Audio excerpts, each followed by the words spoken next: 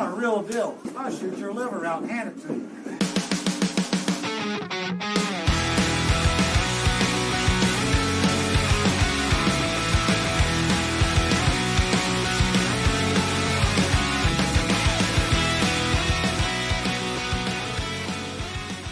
Demetrius, I'm really getting sick of your. This is way too early to do a podcast, and I need your availability to open up. Me? No, man. I think you got me confused with somebody else. Yeah, you force us to do this podcast so early. I don't like it. Rob's already been up for 6 hours, but us young I'll tell you guys, what. I will make you guys a sincere offer. If you would prefer to do this Monday at midnight or Tuesday morning at 1 a.m., you've got my consent. I will commit to 1 a.m. on Tuesday morning. Rob, how's that sound? You know, I'm up at night. I'm up till midnight every night. Yeah, I mean, I'm not even joking. That might actually make more sense. Yeah, either way. Ooh, we got options now. I'm good with about 10 o'clock. That would be 10 till 12. We went 2 hours. That would be 10 till 12. That would be fine. Yeah. Okay.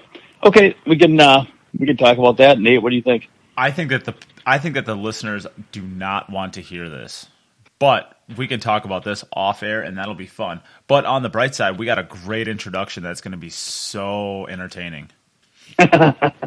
And so I guess with that, we can just jump into the fun parts of the beginning of the podcast. And what would that be? Well, Rob, so we'll start off the announcements basically the same way we have for several weeks now, and that is with a Patreon update. So the Patreon update is the last week has just been spectacular as far as the listener support to the podcast, and it truly, truly is humbling to kind of see the support that the listeners have for not only the podcast, but for the future of the podcast. So I cannot thank enough the people who have decided to jump in and really put the support behind the podcast. So the newest Patreons in the last week are Ryan Harmson, John Dunlap, who is a friend from UW-Madison, the college I go to. He gets an extra shout out because he demanded it. Mo Bashir, who is another executive supporter, which is the highest level of support that you can actually give to the podcast. And I mean, thank you so much to Mo. It really is humbling knowing that people are, that at that level of support. So thank you so much. Cornelius Wilkins Jr., who I got to meet at the Moscone Cup and is just a super solid dude and was really fun to hang out with for a couple days. So thank you, Cornelius. John B. Lyles, Sam Tronovich, Ross Copperand, Andy Morse, and Tracy Featherly. And in addition to that, Aaron Taylor, who was a supporter previously, has now upped his support to being another executive supporter as well. So thank you so much, Aaron Taylor, for all the support that you've done with the podcast from the beginning to now.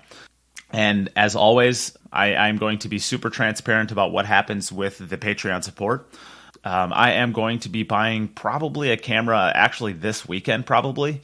And so next week we are actually on spring break for my college. So I plan on doing a bunch of podcasting. I plan on doing a bunch of videos. I plan on getting out some of the reviews for the carbon fiber shafts that I have. Next week is going to be a busy week for me with podcasting and with videos, hopefully. So make sure that you're not only paying attention to your podcast feed next week, but you're also paying attention to the Facebook page or YouTube, because that's where all of the video content that I create will go, assuming that's of interest. So thank you to all the new Patreons this week and in the past. We also have given away our first Patreon prize, and the winner of that was Dag Torbjiksen. So I will be getting in contact with you. I actually already have gotten in contact with you, and you will be able to choose your prize, and it will get shipped over to Norway for you. I will do another prize for that next week, and then from there we'll kind of go on a week-to-week basis as to whether or not we do it week-to-week or once every 2 weeks. But yes, the next drawing should be next week. And then the last announcement that I have is, so last week I created a video via live stream on Facebook that is kind of an all you need to know about the Cue It Up podcast. And this was a suggestion from a newer listener who kind of just got on board with the podcast and wanted to know everything that was offered and where to find everything, and was just super supportive of the podcast from the beginning and wanted to know how they could help. So this was a really good idea that they gave me, and I decided to create a YouTube video, or a Facebook video, I guess, but it's on my YouTube now as well. That is basically just a rundown of everything that you need to know about the podcast. So that would be how you can support it. That would be how you can help grow the podcast, where you can find the content, a little bit of a rundown on my website, where you can find the podcast. If you're listening through a podcast app that isn't convenient, there are a lot of them out there, so I show how to find those. I give a little rundown of the shops and the swag that we have available. And then I just give a little breakdown of all of our social media and what those offer. The exclusive Cue It Up group that we have that you could be a part of if you wanted to, all that good stuff. So if you're a big fan of the podcast and that sounds of interest to you, you can always head over to the YouTube page, which is Cue It Up Podcast, and find it pretty easily, or you can head over to the Facebook page and find it pretty easily and watch it. It's a little bit longer. It's like 40 minutes, but it's got a lot of good information in there if you want more content or want new ways of navigating through the podcast, or the Cue It Up podcast world. So that's available out there as well. And I guess that's pretty much all the announcements I have. So I guess we can jump into the shout-outs. Rob, would you like to go first? Well, you know what? I'm going to shout out. I went to a pool tournament this weekend, and I'm going to shout out to Whammo. I just think they did a pretty nice job. It's not easy to run a pool tournament. You get a lot of people are unsatisfied with this or that or this or that, but overall, especially the venue workers seem to me to be just the most pleasant, happy folks ever. To wait on you, and the prices are pretty good, and Whammo gave everybody a little miniature battery charger. And I haven't been to too many pool tournaments where they actually give you something for nothing, and the prices on food and drinks and stuff wasn't crazy high, wasn't like the Vegas high, and the conditions were good. Lighting was pretty good. All the equipment was brand new, and the rooms were, not too echoey, not too bad. So that's my shout out to Whammo. He did pretty good this year, I thought. I was also at that event and had a pretty good time, so I can echo that. It was a good weekend, and we even got to stream both some of your matches and both some of my matches to the Facebook page. So I know a couple of the listeners actually reached out to me as I was playing those matches, saying good out or you suck or all that good stuff. So that was fun. Some of the listeners got to find out why we have no credibility talking about anything that we talk about here, which is exciting. Yeah, and the things that happen to you when you get older when you play pool. A couple of things this weekend that I'll talk about it if you'd like me to. It's hard to, you got to try to eliminate things going through your mind, of course, if you want to play good pool. And when you're older, there's things that creep into your mind that have no business even being there ever, much less in the middle of a pool tournament. So there's my shout out. Whammo. Way to go. All right. Demetrius, would you like to go next? Sure. So today I would like to shout out to Peyton Greetus. So I received an email from a gentleman, Jason, out in Boise, Idaho. Drawn to find a lot of pool players out in Boise. They're on their way. But in any case, he was telling me a little bit about some things that I might mention. But one thing that I thought was pretty cool is his son, Peyton, 11 years old. He's playing 15 hours with him a week, practicing and playing together. And, I talked about in my last Coach's Corner, I talked about the 3-time drill. And this 11-year-old, Peyton, he's been trying to work his way through this 3-time drill because he thought it was cool. And he's listening to the podcast. He's practicing with his father. And I'm like, man, I've got friends that are professional level that don't, that are struggling with that drill. And I was kind of throwing it out there. But anyway, he's taking it on. He's trying his hardest. He's trying to learn the game. He sounds real passionate, committed. And I don't know. There's something about that just I just want to tip my hat, and that's a lot of dedication and passion, and look forward to seeing. When you take youth and passion and dedication, you put it all together. That only goes to one direction, which is I expect we're gonna have a fun ride. So anyway, if nothing else, I'm glad he gets to have something to share with his dad, and hope that I get a chance to meet him someday. Yeah, for sure. I think maybe today before league, I'll get a little bit of practice in, maybe, or certainly sometime in the next week. I'm gonna live stream that drill that you were talking about, the 3 times drill, and I'm gonna try that out and see how tough it is. It sounds like a really, really cool drill. How do you get that? Yeah. How do you get that started though? Is that you just rack up 5 or 6 balls and break them out, or do you just kind of throw them up on the table? Well, it depends. I mean, for this one, I think I just kind of throw them on the table. Sometimes you can throw 6 on the table, and then, I just, usually what I'll do is I'll throw 6 on the table and take 1 off, and I'll just kind of take the 1 off that I think makes the drill interesting, but not undoable. If you have them too easy, you don't learn anything from it. If you have them too difficult, you won't make it to the 3 ball. So somewhere in between. Oh man, I'm gonna throw on 6. I'm gonna break 6, and I'm gonna run. This is a great. So I'll tell you time. right now, this is a great proposition bet. I have a couple. I'll tell you guys, I've got 2 proposition bets that'll break the bank. This 3 times drill does not sound difficult, and I'm telling you, you will find. I mean, I worked through it with a student on Saturday, and I was able to run through a couple of layouts that were not hangers, and I was really, I felt like I ran 100 balls to get, almost. I felt pretty proud of myself for working through these layouts, and my cue ball's pretty tight. And then another one, I'll tell you, my ultimate prop bet, Rob, you might like this too, the reverse handspan. So I wanted to find a way to communicate to my students that this is a game of inches, and so one thing I could do is, you've heard of the spot, the handspan, where after every shot, you get to move the cue ball, 1 hand width in any direction. As a handicap, you get to move the cue ball to your favor. So I tried to do the reverse handspan. I'm like, I play good cue ball. I play good patterns. Let me try the reverse handspan with the 6-ball ghost. And I'll tell you, I had 0 chance to beat the 6-ball ghost with the reverse handspan. And I mean, it was like every time I shot, I'm shooting off a rail or over a ball or behind a ball or getting the flat angle, which leads to, it was, getting thinner, getting fuller. It was impossible. And I'm looking at my hand. I'm like, man, I'm talking like, 6 to 8 inches. It's like, I play to a spot. My cue ball's super tight. Like I feel like I play with ball in hand at every shot. How can I not beat the reverse handspan ghost?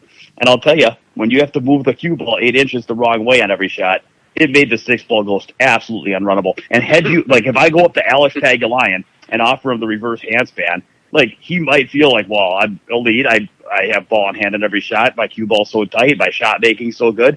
It sounded to me like I thought I could maybe beat the 6-ball ghost like that. So anyway, that's like a serious ringer prop bet against a good player. And because it is impossible. And I would say that this 3-time drill, it sounds like, well, if you can do it once, you can do it 3 times. Trust me, you're going to find out that is a serious hill to climb. Like I said, I'm going to try it at some point in time, so everyone's going to get to laugh at me because I think it sounds like it's going to be tough, but it doesn't sound like it's going to be anywhere close to undoable. And everyone's going to get to laugh at me because they're going to watch me fail at it, which is going to be exciting. So I guess we can move on from that, and we can go into my shout-out, which will go to Brandon Jacoby. So this past weekend at the Whammo tournament that Rob and I were both at, I actually became a dealer for Jacoby Custom Cues. And it's just because there's been a couple people that have reached out to the podcast and have basically been interested in Jacoby Custom Cues as a product. So I figured it'd be a good idea to just become a vendor, and then I could, help out some of the listeners who have come to me in the past and who may come to me in the future. And it's just one more way of, I guess, creating more of a all-around one-stop shop for some of the listeners to, I guess, get the equipment that they need or all that good stuff. So know that in the future, I will not be pushing it. I will not be constantly advertising it or anything, but I will be a Jacoby dealer going forward for the podcast. So if there's anything that you've ever wanted from Jacoby, you can reach out to me now and I can hook you up. And I guess with that, we can jump into the podcast. So there was one big event that happened this past weekend, and it was the Scotty Townsend Memorial 2020. This kind of seemed to be one of the only big tournaments that was this past weekend.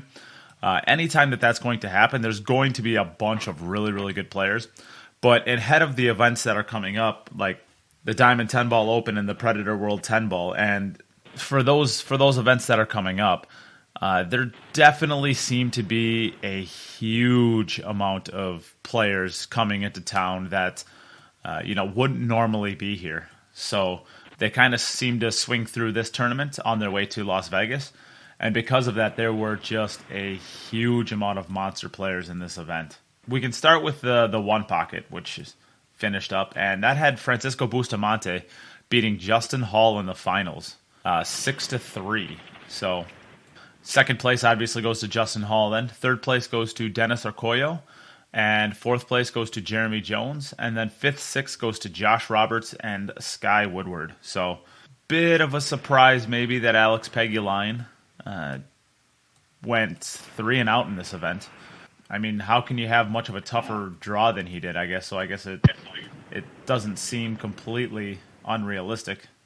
He plays a squeaker against Corey Duell and loses just narrowly, and then has to play Tony Chohan on the first round of the one-loss side, and then Dennis Arcoyo in the second round on the one-loss side. So, that's a pretty, I guess in a tournament like this, everything's a tough draw, right?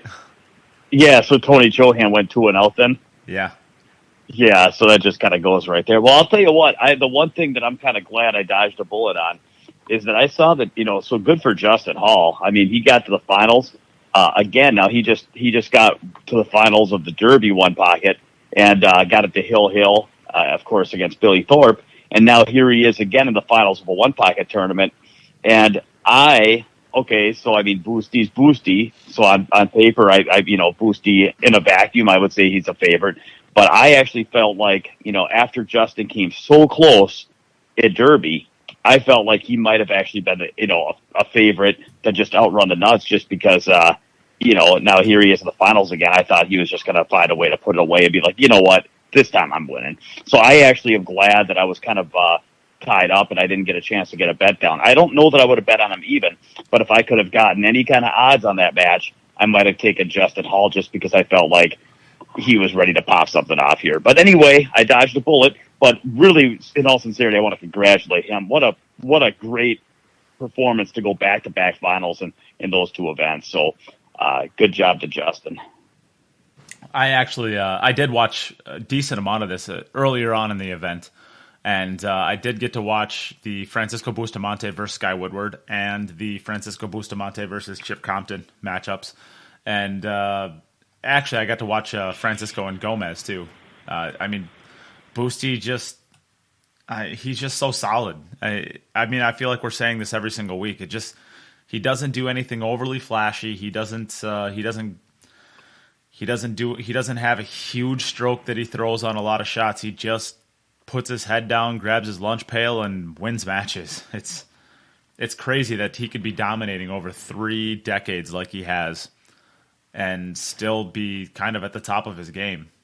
Yeah, what I think is really impressive about Boosty is, he's got a balance, and he's not the only one. I mean, I think a lot of the elite players, and especially like historic, Hall of Fame level players, have that ability to balance, really powerful strokes and firepower with good percentage play and good cue ball control and good decision making. So, you've got guys that are a little bit too tight and they, strategic, but not necessarily, they don't have that same level of ammo in their arsenal. And then you've got people that are very aggressive, but are maybe they leak off too many opportunities, with, whatever reasons, mentally or just kind of a little reckless, I guess. And the top players, and I'll tell you, Earl, people think that Earl was just a shot maker, just all aggression. But if you watch, his cue ball and patterns are as good as anybody's. I mean, people always like, Efren shot the patterns and the cue ball and Earl was the shot maker. It's like, no, Earl, if you watch like his match with Shane on the 10-foot table, his cue ball and patterns was like Buddy Hall's. And so the same thing goes for Boosty. I mean, the guy's got tremendous firepower, but he makes good decisions. He manages the game really well, plays the score, plays the percentages, plays the angles, but then it just seems like he can play safe for half an hour, and then when he has a spot shot off the end rail, somehow he's still in stroke. And to me, I don't really understand it. It's just a testimony to like how loose he is, how comfortable he is, how much pool he's played, how powerful his stroke is, to where it just seems like it's always right there. He never goes into that one pocket coma mode. And I think that's it. You get a guy who grew up playing 15 ball rotation on tables with wet cloth, and all of a sudden you have him playing, one pocket on a diamond with fast cloth. And it just seems like the guy's got all the adrenaline and all the firepower he needs. And he just moves the cue ball around real well, waits for his chance, and then he finds a way to tear the ball and rip open the rack and run balls from everywhere. And it's a heck of a combination, Yeah, for sure. It's definitely fun to watch. So I guess that's we can wrap up the one pocket discussion there, and we can move on to the 9-ball main event, which also went on obviously at this event. And this might be the breakout for this player. I mean, he's kind of been battling around he'll get thrown in for like a second place, a third place every now and then, fourth, fifth, sixth, something like that. But he hasn't had like a huge win yet, and that is James Aranas. And James Aranas wins the chair over Shane McMinn, and then Josh Roberts comes through the one-loss side and completes the first win of the second set, and then James Aranas wins in the double dip. So this might be, and you guys can correct me if I'm wrong if you remember something, but this is one of the first huge wins for James Aranas. And for the quality of players that are in there, this is very, very good finishes for Josh Roberts and Shane McMinn as well. If you look at the bracket, so I guess I can go through some of the places in here while I'm here. Billy Thorpe gets 4th place. 5th, 6th goes to Jeffrey DeLuna and Tony Chohan. Dallas Broussard and Roberto Gomez gets 7th, 8th. But then if you look through this bracket, Dennis Arcoyo's in this, John Salim is in this, Naoki Ooi, Francisco Bustamante, Justin Hall, Ulysses Yap, Sky Woodward, Rob Saez, John Gabriel, CJ Wiley, Warren Kiamko, Sharik Sayed. I mean, there is a bunch of really, really, really top players who did not even make it into the money. It's Tony Chua. Even going back, even way back into like 3-4 matches into the tournament, Jonathan Hennessy didn't make it very deep into this tournament. He's a great player. Ulysses Yap only won 2 matches. I mean, Ulysses Yap he's a world quality player. He's really, really, really good, and he only won 2 matches in this event. This was a really, really tough tournament. So that is a great finish for James Aranas. Yeah, I wonder why. Do you guys think that James, like, you watch him play, and he is so relaxed. Like, if there's ever a pool player that shows no signs of tension, it's James Aranas. In fact, I had a student over. We were looking at different players, and I wanted him to see James just because no matter what, it never looked like he ever flexed a muscle in his body, including like the break shot or pressure shots or stroke shots. It just looked like he was always so relaxed, and he just let the acceleration of his cue do the work, and it hardly looked like he was ever doing anything hard. And so he looks so comfortable and relaxed. My question is, do you think that the fact that he hasn't won a big tournament as good as he plays, do you actually think that he's struggled with nerves and performance anxiety and confidence? Or do you think that it's just variance that, you get to the finals against good players and you don't always win, and he's just kind of had a tough string and, or a little of each? Like, how come you guys, how does that happen where a guy like him hasn't been, especially as many tournaments as he's played? Why hasn't he won more majors? Well, I think it's just he hasn't been. I mean, he's been in the U.S. now for probably 3 years or so, 2 to 3 years, somewhere like that. He's been with Roy, and yeah. I mean, he brought him over here kind of as a project. I say that in the most respectful way possible. I mean, it's not like he couldn't play when he came over here, but he was brought over here by Roy basically because he was an up and coming player, and Roy was going to work with him. So, I mean, when you're working with somebody and you're working with their game, it's going to take a little while to get them to that level. And I think maybe just in the last 4 to 5, 6 months, he's really blossoming into one of those top level players that, he's the next in line for being a top Filipino player. It seems like everybody's all of the top places in these tournaments are going to Filipino players these days, but I think it just took a little while to get him to that world quality level that he's kind of gotten into in the last 4 months. Well, and I will, Rich, and I was at the Super Billiard Expo last year, and he did win the pro event at the Super Billiard Expo, which may not have been at the same density of as like a U.S. Open or World Championship, but it was definitely on par with a Turning Stone or something like that. And I think he beat Oscar Dominguez in the finals. Maybe I'm wrong on that. I can't remember now. But anyway, it was he's been playing pretty strong for a few years. But and by the way, I wanted to correct when I was like, well, how come he hasn't won more majors? That was not a insult or like anything like he doesn't have what it takes to get the job done in the finals. It was more of a compliment, which is he plays so well that I agree. He's destined to just be around the scene for many years and a very dominant player. And I don't think there's any kind of mental block. I just feel like the guy, like you're saying, you just need opportunities to play, and he's been playing a lot, and he's been making a lot of deep runs, and these are just the first spatterings of rain in a thunderstorm. Yep. You can take and look back at your in hindsight. Each time you play in a tournament, and say the average in the tournament is 750 or better, these Fargo numbers, and maybe even up toward the 800s. And you think, well, gee, I didn't win.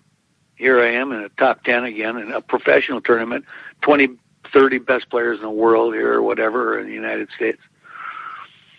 And how come I can't win everyone? And so when you look at the quality of play, and you look back at how you played and didn't win, why you didn't win, you're looking at probably some very, very minor mistakes. Maybe in a whole match, something like one bad position shot, or one miss, or one dry break, or the break the balls, that particular rack where they were just all laying really ugly. Yeah, and this is going a from A to B to C to D wasn't no easy task. Something like, or you had two racks like that, your opponent didn't have any.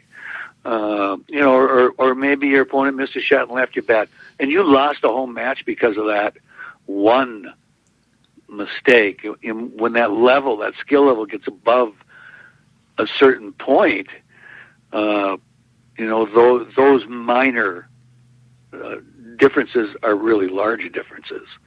And it can hold you back from winning. The same guys aren't winning every one.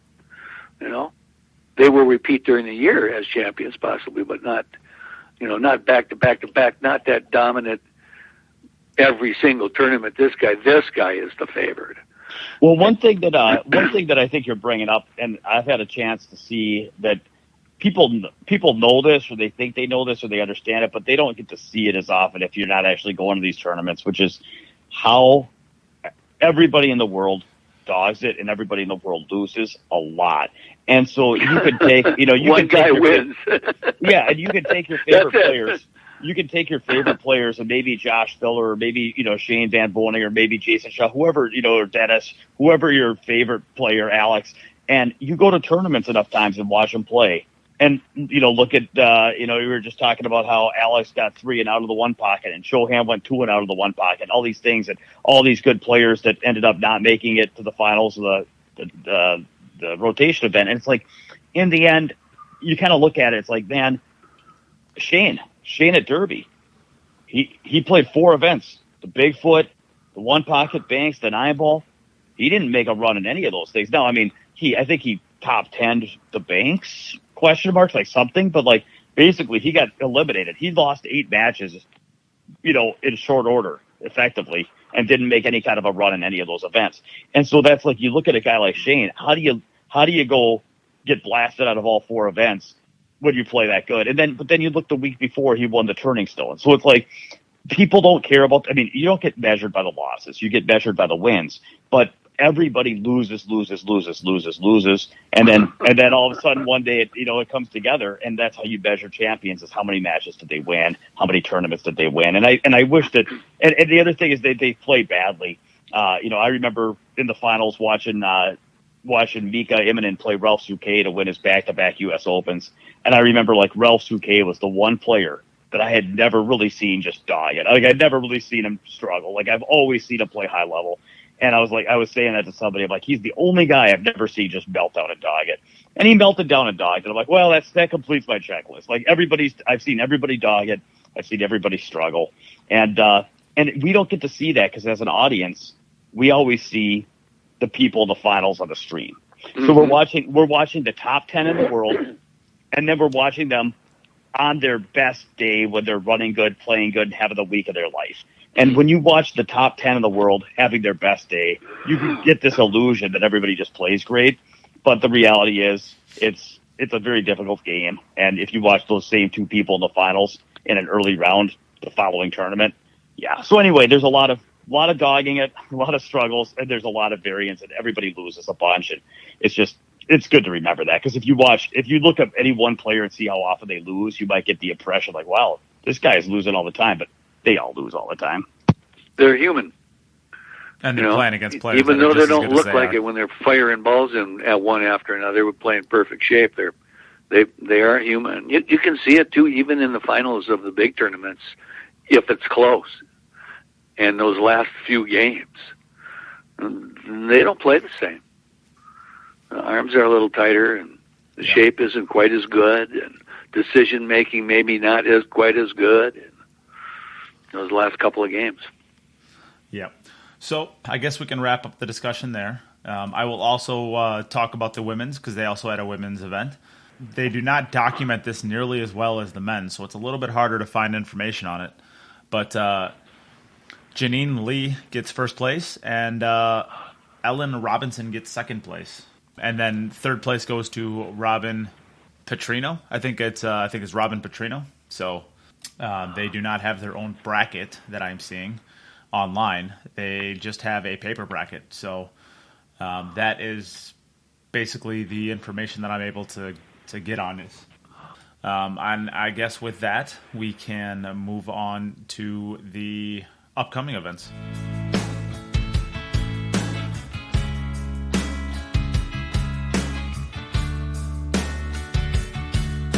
This next 3-week stretch of pool, if there's a better 3-week stretch of pool, you'd have to point it out to me, because I don't think it exists.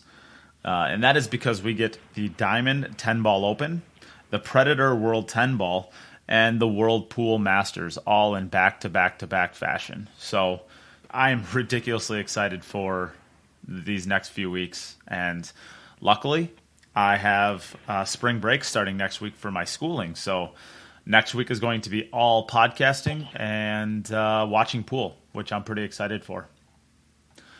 So I'll go into the Diamond 10-Ball Open, some of the players in the field. It's a 128-person field, and I think it's literally the 128 best players pretty muchly in the world, taking into account that some players can't get here because of the coronavirus. But looking at the field, I see David Al-Qaidi, Darren Appleton, James Aranas, Justin Bergman, Francisco Bustamante, Carlo Piatto, Jungling Chang, Ruslan Chinnikov, Jeffrey DeLuna, Corey Deuel, Max Eberle, Matt Edwards, Niels Fine, Joshua Filler, Pia Filler, which I think is his wife, which is cool, Thorsten Holman, Mika Immonen, Conrad, Eklanti Kachi, Alexander Kazakis. I could keep going, but I'm not even halfway through this list, so that just doesn't make for great podcasting. Shane Van Boning, we'll say, as a final person. It's literally some of the best players in the world. So, I don't know. Did we want to take a stab at talking about this event, who we think's going to win? Well, I'll tell you, the name that I'm excited to hear is Chang, JL Chang. He was missing at the Derby. I wasn't sure with the coronavirus what was going to happen to our participation among, the next few international events. And I'm really glad that he's going to be in the field, because when I was talking about the best of the best a moment ago, I was mentioning, Filler and Shaw and Shane, and it just goes to show how short pool players' memories are. Chang, he belongs on any list when it comes to the best in the world. And we haven't seen him. I haven't seen him play in a U.S. tournament for since last year, and so since I think maybe this event or the U.S. Open last year. So I'm very, very excited to have him back. Looking forward to his performance. All right, so I'm going to go ahead and make a prediction. I'm going to go ahead and call just for nostalgia and for excitement to have him back in the field. I'm going to pick my man J.L. Chang. And who would be one like a dark horse that you would have in this event? Ooh, let me think about that. Rob, who's your favorite pick? I'm going to go with Shaw. Jason Shaw's been winning just about everything, so I could definitely see how that'd be a good pick. I do not have a short memory, and while he hasn't won any events recently, I still think the best player in the world is Joshua Filler. And, he's got a great break. He's got more run-out power than I think just about anybody else in the world has right now, and he's fearless. So I'll take Joshua Filler and be boring. So now we can take a dark horse in the field, somebody that maybe not be as well known as other players, but who you think could storm through the field and have a top 3 or 4 finish, or maybe even win it. Do you want to start it, Rob? Dennis the Menace Okoye. Wow, has pool gotten tough enough that Dennis is a dark horse? Is that how tough it is? I know, that's kind of funny, isn't it? I'm kind of glad I'm staying home. I know. Well, I guess I'll take the dark horse of Shane Van Boning then. I mean, this guy hasn't won an international tournament. No, seriously, he hasn't won a tournament like this for years, it seems like. I'm being mean to Shane. I've probably forgotten a few. I mean, like I said, he won Turning Stone. But Shane, it seems like with these international fields, I have yet to see him get through a field like this for a while. And so I actually feel like if you're going to pick Dennis as a dark horse, I'll pick Shane as a dark horse. Well, I am going to stick with the heart of this, or at least the spirit of it. And I'm going to pick Ulysses Yap. And I think a lot of he may or may not be on a lot of people's radars at this point. I'm not totally sure. But Ulysses Yap is he's on the national team for Singapore. And he's won a couple of Southeastern Games, Southeastern Olympics, or whatever they call it. I think the Southeastern Games, which is basically just like the Philippines and Singapore, and I think Taiwan plays in those. Maybe China plays in them. I don't think China does, though. It's kind of like Southeastern Asia, and they just basically get together and play a bunch of events. So he's won a couple of those. He's definitely an up-and-comer. Yeah, he's a monster, especially when he plays 10-ball. He's a really, really, really good pool player. So he's going to be my dark horse to make a deep run in this event. Cool. I'll be watching for him. We can also talk we won't talk about the Predator World 10-ball, but because that starts on March 15th. So the next time we do a podcast, it will be going on. But just know that the Diamond 10-ball Open starts on the 11th, and the Predator World 10-ball starts on the 15th. So keep those on the radar and make sure that you're watching them, because this next 3 weeks is going to be some of the best pool that we get to watch. So, well, all I want to say about that is I saw Ko-Ping Chung versus Shaw in the finals last year. I'm sorry, not Shaw, Filler. He was the first person to beat Filler after Filler stormed through the World Championship and the U.S. Open. And I'll tell you, Filler got to the finals again. It looked like it was his tournament. It looked like nobody could beat him. And when Ko-Ping Chung won that match, that was, in my opinion, that was one of my favorite pool matches I've seen in the last 5 years. It was chilling to watch somebody on such a roll as Filler and to see, I mean, Ko-Ping Chung is a deserving champion, but man, it felt like David and Goliath right there. And it didn't look like the job could be done. And to see how calm and cool and collected Ko-Ping Chung was, and how he was able to rise to the occasion and just string racks together. That was one of my favorite matches of the decade. And so I'm really looking forward to that event again. And I just have fond memories of that event because of that one match. Yeah, for sure.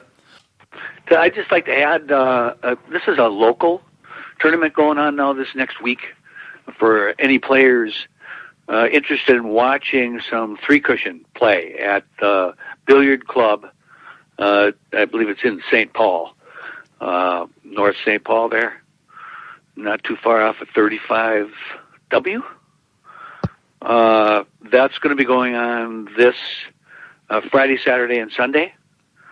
And there'll be 10 guys playing in that. I believe Freddie Lammers is going to play. Brian Half, Mike Miller, John Logan are just a few of the players that are going to be in that tournament. And come and watch. There's a little gallery, upstairs gallery to watch them if you'd like. So I thought I'd mention that. All right. Yeah. For sure. So now we can move on to the end of the podcast.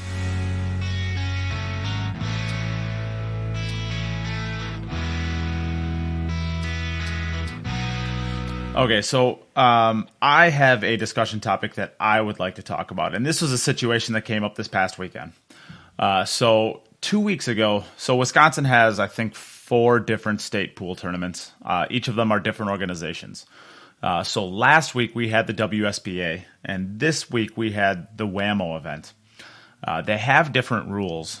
WSBA plays off of BCAPL rules, and WAMO plays off of VNEA rules. So the big difference between those two is the WAMO has a neutral 8-ball until the ball is pocketed, and it is not Texas Express, meaning that a foul on the break is ball in hand in the kitchen, where BCAPL is ball in hand anywhere. So the very, very first game that I came into this WAMO with was against the player, and he broke and scratched off of the break. And I took ball in hand anywhere on the table. And he didn't tell you. Yeah, well, not only did he not tell me, as I was down on the shot shooting, he was like, I kind of caught him out of the corner of my eye. He was running basically at the table.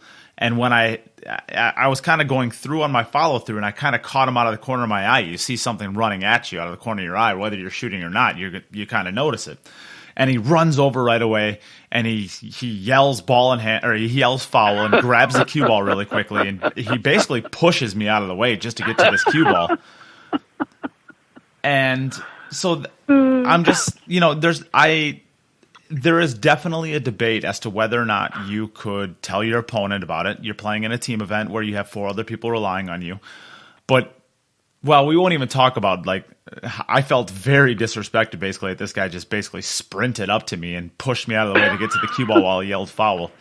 But the discussion I would like to have now is, in a situation like this, pool is considered, quote-unquote, a gentleman's game. What would you have done in that situation? Would you tell your opponent?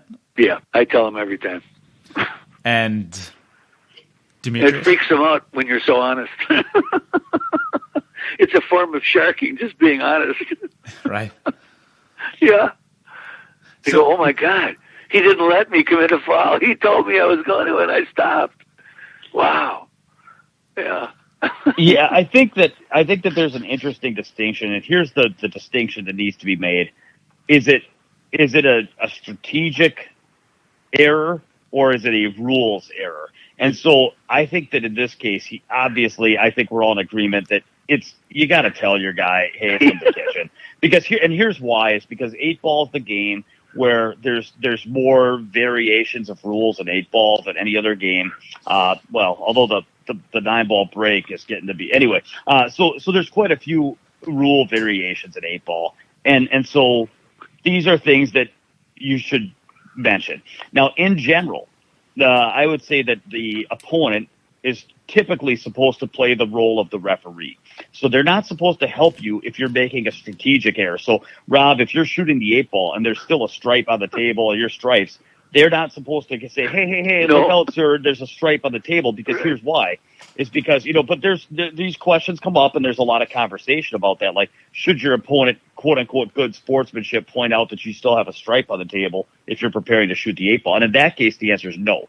because they're playing the role of a referee. Right. And the referee's job is not to call your attention to a bad decision, because otherwise where do you draw the line? Do you say, hey, I know you're going to go for this, but that's a low percentage Or shot. you're shooting the wrong shot, buddy. Yeah, you have an easy safety. So you're not supposed to give advice to your opponent, even if it seems gentlemanly. But the difference is that a referee, and maybe I'm wrong, so maybe you guys could, there's a lot of guys that are rules lawyers that have the BCA rule book out or whatever, but I do think it's the referee's job to inform the player of the rules. And so I don't know though if you went to a match with a professional match with a referee, and let's just say it was break from the box, and you didn't know it was break from the box, and it's a refereed match, and you get the break, and you start breaking off the side rail, does that referee correct you, or do they just let you break off the side rail and take ball in hand? I don't even know the answer. I had a match with Scotty Townsend over in Minnesota one time about 10 years ago, and this happened. It was ball in hand in the kitchen, one of John Stitch's tournaments, and it was winner breaks, race to 5, and I broke and scratched, and he put the ball, in the middle of the table, was going to shoot a shot, and I went, Scotty, no, the rule for the tournament is in the kitchen. It was the first game of the tournament, first match, and he went, oh, and so he did put it in the kitchen, and he ran 5 racks. I never shot. Wow. He broke and ran 5. But you slept like a baby, knowing that. Yeah, I did. And after the set, he went, wow. God, I feel bad. He said that you didn't get a turn. I went, no, man, you shot great. Don't feel bad. Well, no. So, but to my question, do either of you guys know the answer to that? If I played a pro 9-ball tournament, it was break from the box. It's a refereed match. If I got ready to break off the side rail, would they stop me, or would they just let me break and then call foul? No, that's what they do. They'd let you break and call foul. I think they stop you. I don't think so. I think that they stop you for that. I've seen it happen. Okay, that might be a tournament director thing that is decided before the event. That's probably my guess. It was BCAPL. Well, I think I'm gonna post this question on AZ Billiards. We've got guys like Bob Jewett and some very seasoned pool players that know that, because if that's the case, and now listen, Nate, I would still tell you, and I think it's the right thing to do, especially given what I said about how 8-ball, there's so many rules versions. I think it's courtesy, but I think it's good sportsmanship, and I think it's etiquette, especially in 8-ball at the amateur level for sure. I am curious what would happen in a pro event, because if in a pro event, if the ref would let you break illegally and then call foul, then at the same time, I think the opponent is supposed to, in spirit, play the role of the referee. And if the referee's job is to let you go ahead and foul if you don't know the right rule variation, if that's how the ref would handle it in a refereed match, then I think it's then I think it's okay for an opponent to follow that lead, even if I don't necessarily agree with that in that case. Mainly because it's an amateur tournament and it's 8-ball and the rules. I think the fact that there's a million rule variations and it's an amateur event change that. But in a pro event, I'd let you, I think refs are just there for an after-the-fact explanation and ruling. They're not there for before you do something wrong, to keep you from doing it wrong or enlightening you, because you're supposed to be responsible for your own actions. I'm going to push back on that a little bit, knowing Rob. the rules. I'm going to push back on that a little bit, because I think that's a tournament director type of decision as to whether or not the refs actually play that role or not. But I want to before we get any further in this, I want to push back on something that you said earlier, Demetrius, that I haven't had a chance to yet. In the situation where Rob had, where he shot his 8-ball in and still had a 9-ball on the other side of the table, I actually would still tell my opponent before he fired the 8-ball in. I disagree with you on that one. That is. Well, you probably don't have shape on that ball anyhow. Well, if you're playing shape on the 8-ball and the other ball's on the other end of the table, the best you're going to have is a cut or a bag. Yes, and that's probably if true. If you can even see it. Yeah, I would tell my opponent on that one regardless too, just because it's kind of the same spirit of the thing, right? I mean, you're watching your opponent kind of make a mistake that's going to cost them probably the game. But no, you fire the 8-ball in before your other ball's in. It's not probable. Well, you have to make the 8-ball, right? That's well, my yeah. that's my well, point. straight in shot, you're probably going to make it. Well, it's a hypothetical situation. We don't know that it's straight. Regardless, Yeah. Regardless, my point is it's the same kind of at our level at least. It's the same. If you make that mistake and somebody, Brian Urlacher's you out of the way so they can grab the cue ball and scream foul in your ear. At the level that we play at, that's probably going to be a run out anyways, right? You're probably Imagine losing how the game. excited that player was, knowing you were about to fall. I got tackled out of the way. I know exactly how excited he was. But I would tell my opponent, I think, on that one too. So I just wanted to push back on that one a little. There's a lot of different levels of play, and what I can inform you of is that of course, at the pro level, if a player shoots the wrong ball, nobody stops them. It's not the referee's job to stop them. And another player is certainly not going to, as playing the role of a referee in a non-refereed match, they're never going to stop a guy from playing. So to me, if you're playing a friendly game and you want to play, if that's how you want to play, to me, that's kind of like, telling another guy he's about to shoot the wrong ball, to me feels, because I play Have you ever different done types of that, tournaments. Demi? So to me, I feel like that's like playing where, hey, your cue ball stopped on the rail. Let's just move it a bumper's width off the rail. You know what I mean? It's like we're gonna play friendly pool. We're gonna play fun pool. And if you play in your leagues, and if I'm in a league and I'm playing with amateurs and recreational players and I'm winning and running multiple racks on people and everybody's like, I'm the MVP in the league and I'm playing some beginner that can barely draw his rock and he's going to make a mistake. Like in the context, I could see doing that, but that's just not the context I play in. And so have you ever shot the wrong ball, Demi? Of course. In a rotation game. Of course. And you know what? You have? Of course. Yeah. And I mean, I think so it's all about context, but in the context of if we're asking what the right thing to do is, and here, let me tell you guys, I'm going to tell you something I think a lot of people have not thought about. And this is really, I'm passionate about this, and it has to do with why certain rules are bad rules. And what I call a bad rule is if there's a rule that penalizes honest players, then I don't like the rule. And let me tell you what the problem is. So let me tell you what the problem is with some rules that may need to be reevaluated. For example, no pattern racking, or if there's people that, let's say the rule is that you have to call foul on yourself, which is an etiquette thing. And I don't mean to open that can of worms, but like in this case, if the rule is that you're supposed to warn your opponent, here's the problem with that. Let me use pattern racking as the easiest example. It's a rule that cannot be enforced because there's no way, as my opponent, if I've got 3 balls that I want to interchange between a couple of positions of the rack, I can have, 3 or 4 different patterns I like and then flip them around by rotating those 3 balls through those patterns. And bottom line is I can come up with, anywhere from 5 to 10 to 20 unique variations of ball racks that are all effectively the same as far as how I want them. And so you're never going to see the same rack twice, and it's very hard for you to prove anything. And then on top of that, even if I'm repeating the pattern, I mean, what are you going to be taking pictures and notes and then get the tournament director? Like, how do you enforce that? And so here's the problem. When you have a rule that you can't enforce, then the people that follow that rule become at a disadvantage to the people that break that rule. And there are people that break that rule and pattern rack. And then so you've got people that are trying to do what they believe is right and getting eliminated. Now this doesn't seem to most of our listeners. They're like, oh, who cares? It's pattern racks, and you know what? You just shoot pool and let the best man win. They don't realize at the professional level how big of an issue it is to give up an advantage on the break. The player that gets more opportunities will win the match. And this is, you practice, you dedicate years and years and years of your life and travel around, and you're trying to fight to get in this top sliver of a percent to make a living at the game. And you've developed your skills to where you can play for hours without missing and run through 9-ball racks like water. And then you're going to get beat because a guy can tap open a 7-ball rack the right way every time. And he's going to break the rules and get away from it. And you're going to get eliminated because you don't break the rules. And so I think that's any rule, and I get passionate because it's so bad, but any rule where the players that break the rules get away with it, and the players that follow the rules get penalized, that's a bad rule. How about this one? And so hang on.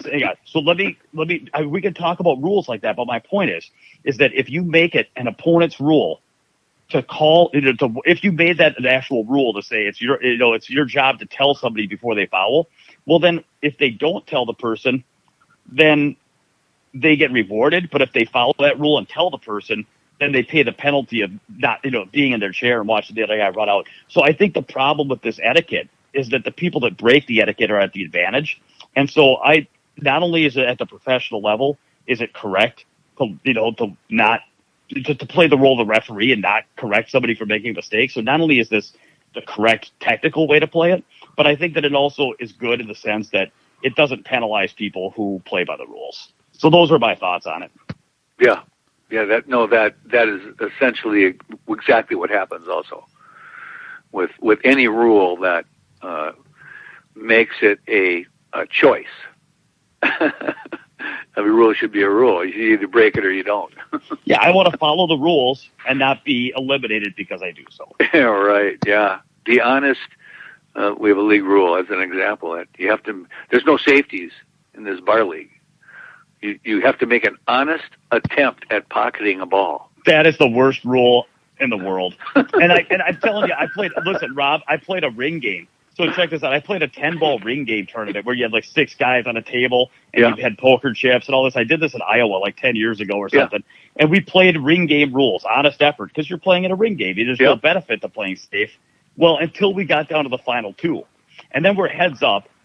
And in the other ring game tournaments I've played, once we got the heads up, we just played like a race to 11 or whatever for the win. Sure, but in this one, they're like, no, you're going to play it out ring game style, which means you have to play honest effort. Right. I'm like, what do you mean you have to play honest effort in a heads up game? Like, there's a very fine line between a 2-way shot and a safety. You know what I mean? And I'm like, well, this is like, and so I'm trying to. It's just a horrible spot. Anyway, yeah, that's ridiculous. Yeah. So that's a dandy. Yeah, I guess we can wrap up this discussion there, and we can go into our 2 tips. So, Rob, would you like to start out? Well, I'm going to gear this tip to the players who are reaching the age of senior players, getting into that category. That would be probably, 55, 60 and older, and even a little bit older than that.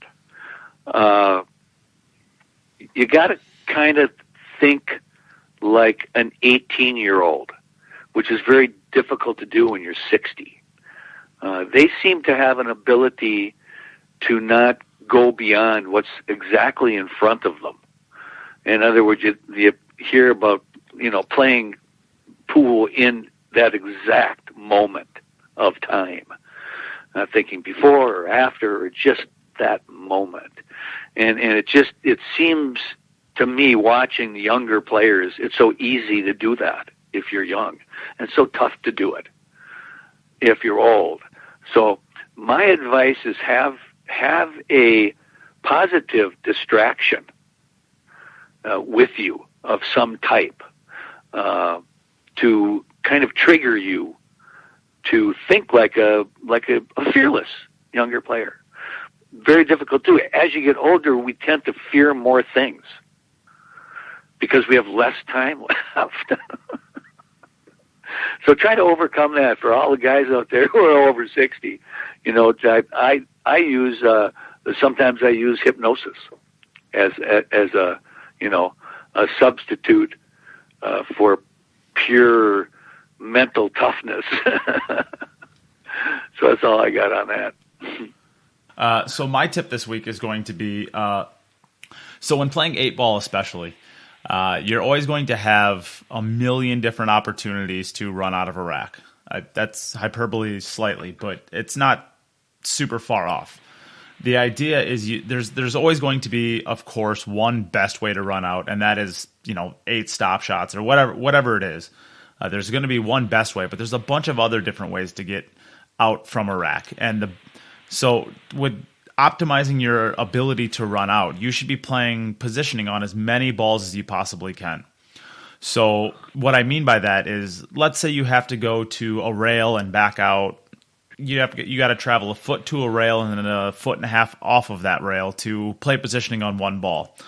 Or you could try to travel your cue ball, let's say 5 feet, and into that 5 feet, it puts you into middle level line. And if you go, let's say 8 feet, or you go 3.5 feet, you have shots on 5 of your last 6 balls. It is definitely a better idea to have your cue ball travel a little bit further so that you have actual wiggle room to, if you go a little long or you go a little short, you have other options available to you, as opposed to if you end up short or you end up long on one ball, you have nothing. So when you're picking your 8-ball runouts, pick your 8-ball runouts in a way that if you go a little bit long or a little bit short, and usually want to go about 15%, because 15%, so if you're traveling, so for example, if you're traveling 10 feet, 15% would be 1.5 feet. So if you travel 1.5 feet long or 1.5 feet short, you still have options available to you that may not be the ball that you're looking at shooting next, but you still have options available so that you can run out of a rack if you get a little short or a little long in your positioning. So that'll be my advice, is try to look at 8-ball patterns in a more complex way, to where if you end up 15 to 25% long or short, you still have options, and you're not putting all of your eggs in one basket of one single ball, that if you come up short or long on, you have no other options. I like that. Have a second parachute. Yeah.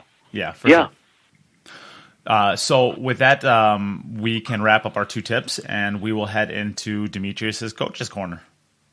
All right. Welcome to another Coach's Corner. Very excited. Demetrius Gelatis here with MN Pool Boot Camp, helping bring your game to the next level is the target.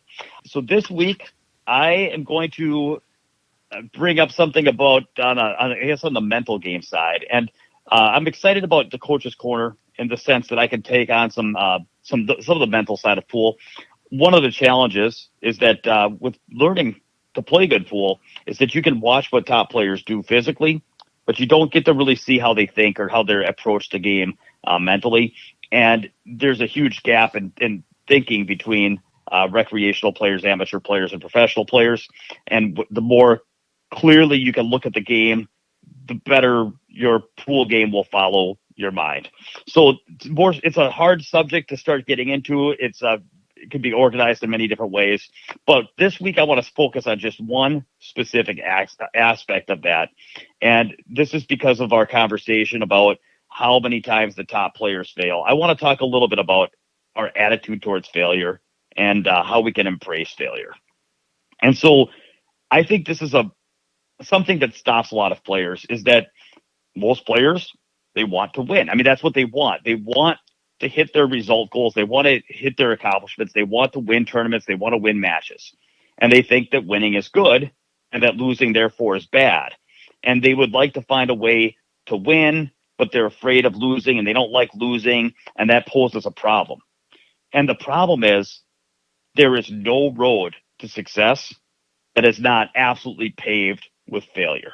And so that's it. There's just everybody, all the top players, they didn't get there because they just won more. They won more because they lost more, and they missed more balls and lost more matches. That's it. The road to pool greatness is failure, failure, failure, failure, win, failure, failure, failure, win, miss, miss, miss, miss. It's just and chokes and miscues and epic meltdowns and, huge leads that were squandered and all these different things. All those mistakes are made along the way. And you can't really just get the cherry pick the wins and say, okay, so how does this play out? I see this play out. There's kind of one of 3 attitudes you could have. Some people are so afraid of the losses that they just don't compete. And it's like, well, why would you be that afraid of loss? And I think I've given a lot of thought to this, and it really kind of comes down to they actually don't even believe that they're actually good enough to ever win. They're like, yeah, winning is something that happens for other people. I don't know if I could ever do that. Could I ever be the guy that wins? Could I ever be the guy? Who am I kidding? And they don't believe that they're a winner. And the reason that they don't believe that they're a winner is because they believe that winners are people that never lose. And so that's true. If a definition of a winner is somebody that never loses, then it's true. They're not a winner because they're not some guy that's just never going to lose. So then they're like, because they have losses and because they know that they're going to lose sometimes, they're like, yeah, there's something wrong with me because I'm not a winner like those guys that always win. And so I don't know if I want to play, because if I play, then I could risk loss. And every time they lose, it's really, really painful because in their mind, if I lose, that just proves that I guess I'm just not one of those winning guys. because here I am, just this loser. So I just, you know what I'll do? I want to avoid losing, so I won't play. And I've seen this again and again where I've got guys who I ask them what their goals are. Like, well, I'd really like to win a local tournament with some top players in it, and that would be very meaningful to me. And then I ask them, how many times have you played a tournament in the last year? They're like, well, maybe 0 or maybe 1. Like I don't really play many tournaments. And it's like, well, that's not going to get you there. So obviously, like, what's keeping you back? Like, it's very clear you're not going to hit your pool goals without competition. Why aren't you competing? And it's like, well, because if they compete, they're going to lose. And if they lose, then they think that proves that there's something defective and they're just one of those players that doesn't have what it takes to be a success. And so bottom line, that's one strategy of handling loss in pools, to not play and run from that. And then the second strategy is to delude yourself and pep talk yourself and be like, tell you what, you hate to lose. You don't want to lose because it's going to prove you're a failure. But what you can do is you're just not going to lose. You're going to win it this time. Don't worry. This is your day. You're going to get it. And they like slap themselves in the face and pump themselves up and like, today I'm going to win. Today I'm going to win. Today I'm going to win. Today I'm going to win. And then they go into this tournament like just terrified that they're wrong and that they're going to lose and get heartbroken. But they're like, no, I think I can. I think I can. Today I'm a winner. I'm going to prove I'm a winner. I'm the guy that never loses. I'm going to win today.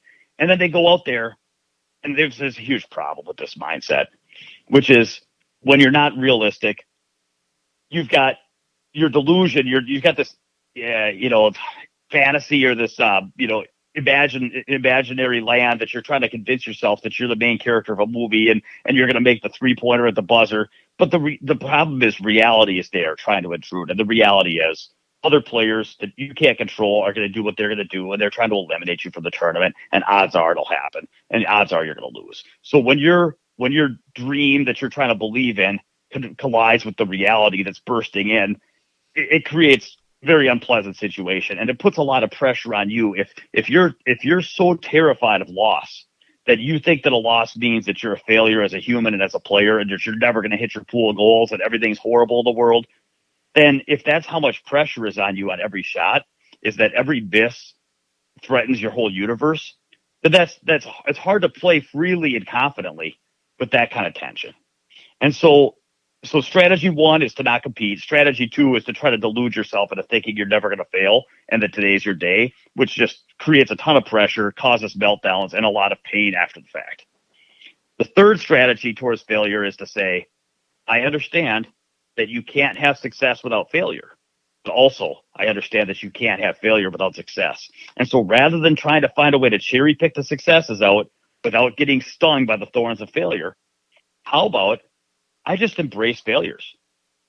If I'm going to have 9 losses for every win in a tournament or 19 losses for every tournament win, what stops people in their road to success is not the successes, it's the failures. And if you understand that, you say, tell you what, forget about trying to get the wins.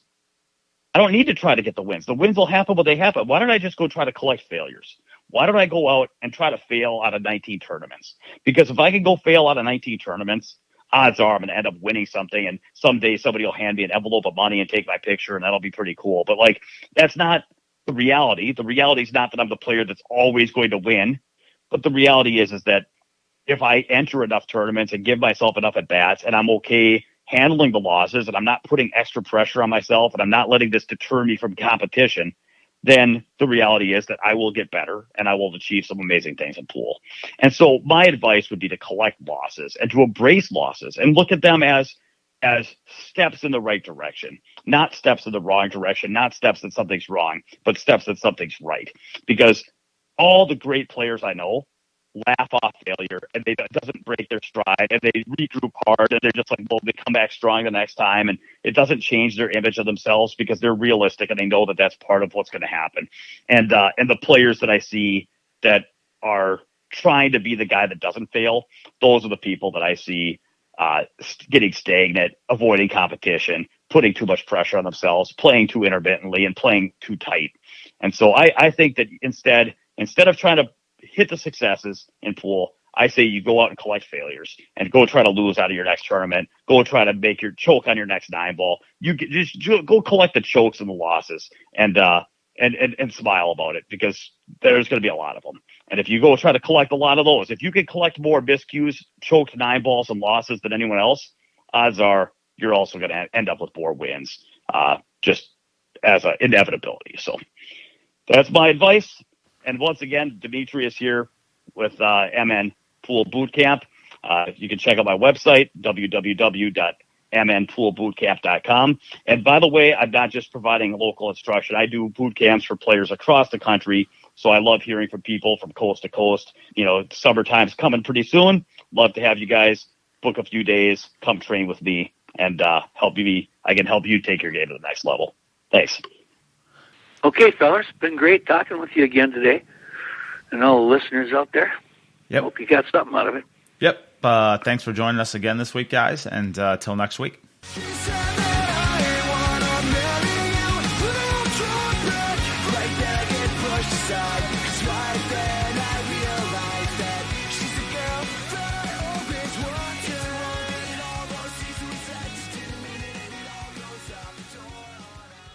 Hey everyone, thanks again for listening. If you like what you've heard and you listen through iTunes, please subscribe and leave a rating. It helps others find the podcast. As always, thank you to our sponsors, Jacoby Custom Cues, Cody's Cue Therapy, Jeff Glaz's CBD for Life Global, the Wisconsin Billiards Hall of Fame, the Rocks Sports Bar and Grill, the IQ Practice Cue Ball, and the Wisconsin Pool Players Society. If you like what you hear, consider supporting the people who support the podcast. I would also like to take this time to thank Matt Kitzman, Robert Miller, Natasha, Kurt Elliott, Scott Doolian, Corey Smith, William Sutherland, and Mike Teasy for their help to market the podcast to a larger audience. Lastly, I would like to thank my cousin Andrew Mindham for his band Hey Captain Neight's music as segment and filler music to the podcast. If you like what you hear, you can find all of his music at heycaptainneight.bandcamp.com. And Neight is Knight.